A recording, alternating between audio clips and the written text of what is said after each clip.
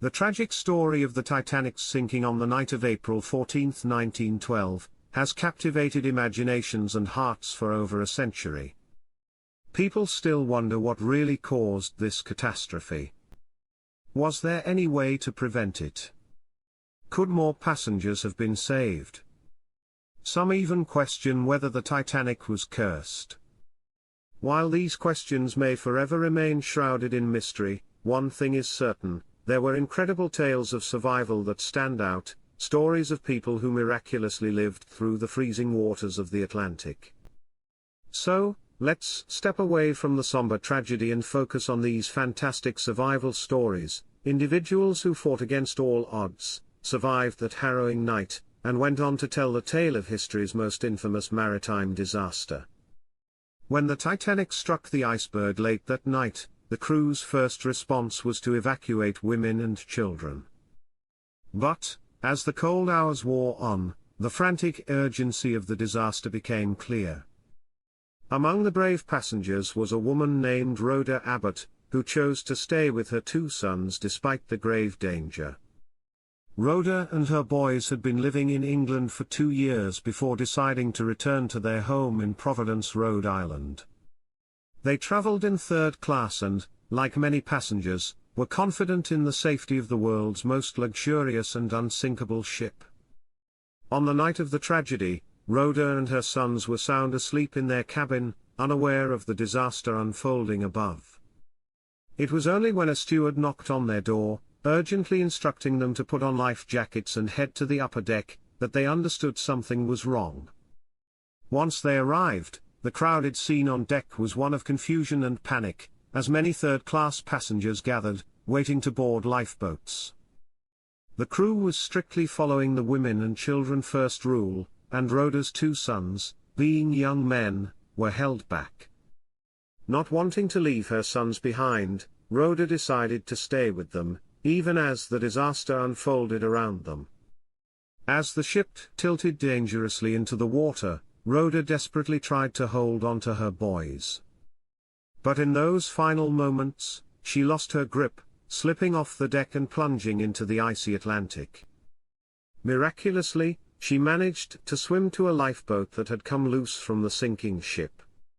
Exhausted, Rhoda climbed aboard, her heart breaking as she watched the Titanic slip beneath the waves, taking her sons and hundreds of others with it. When the rescue ship Carpathia arrived, they found Rhoda barely alive, nearly frozen in the lifeboat. This experience left her with chronic asthma, a condition she would carry for the rest of her life.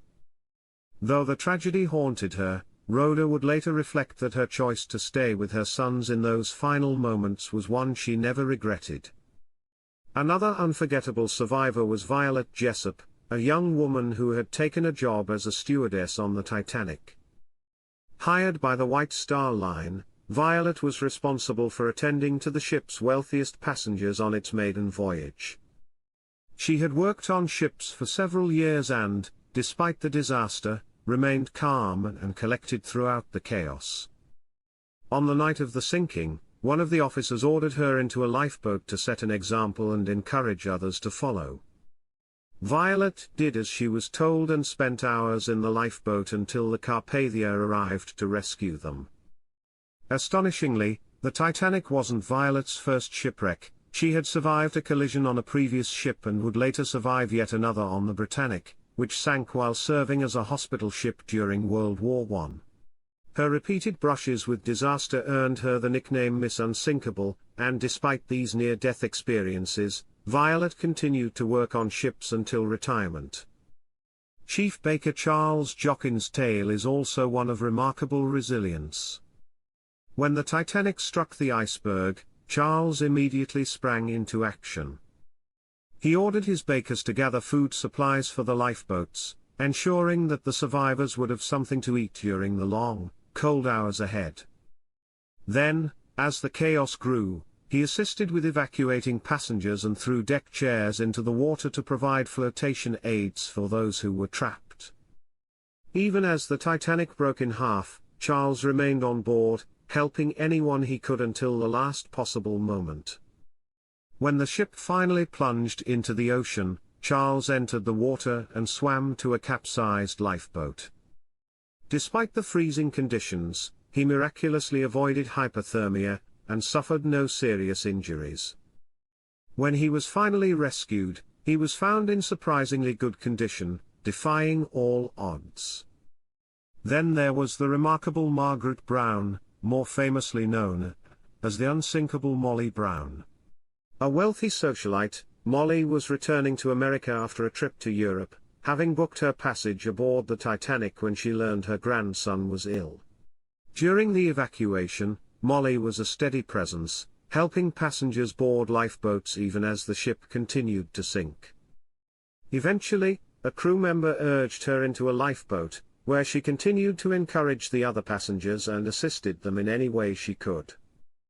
After being rescued, Molly didn't stop helping.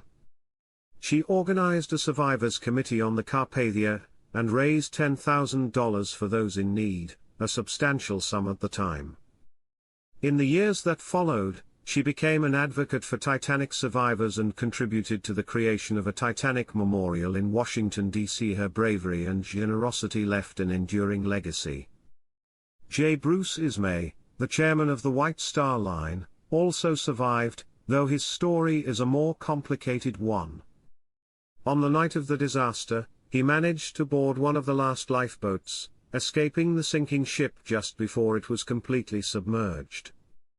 However, this decision sparked immense controversy. Many criticized him as a coward for leaving, and some even accused him of pressuring the captain to speed up the voyage to break records. Though an investigation ultimately cleared him of wrongdoing, his reputation suffered. For years, he was haunted by the tragedy, facing public scorn and condemnation from the press. To atone, he provided financial support to the families of Titanic victims, but the shadow of that night never entirely lifted from him.